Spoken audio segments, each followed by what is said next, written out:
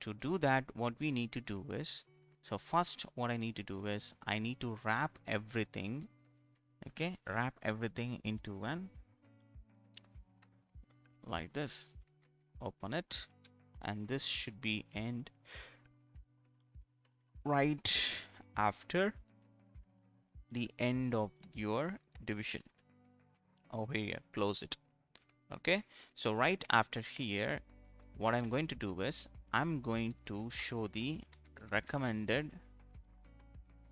We have created an empty tag component, empty tag, and then we wrapped everything inside that, and we are showing that recommended pins now.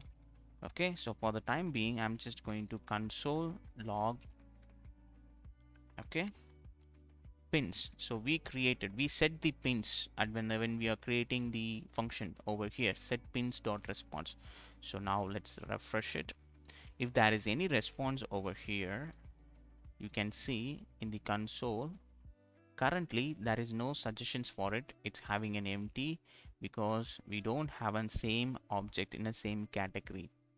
Okay, if I choose vector, how many pins we having? Okay, we having two things. So if I open this one, now we having one array over here. Look at that, we are getting one array as an empty array. Okay, because inside the vector we having two more than one post, so we are getting that another one as a suggestion.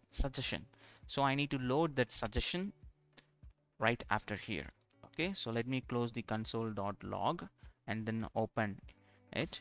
If the pins dot length is greater than 0, then display this, else display this. Else if there is nothing to display, what I'm going to do, I'm just going to load the spinner.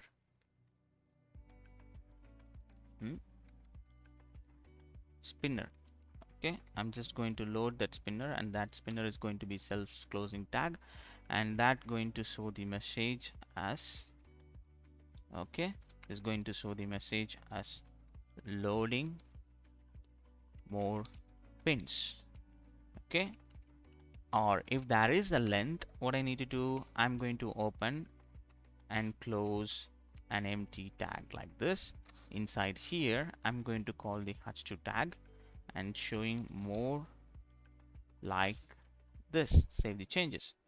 So if that is, it will display that more like this. Otherwise it will simply keep the loader and it will keep on loading. Otherwise, if you don't need to display anything, just leave it as it is.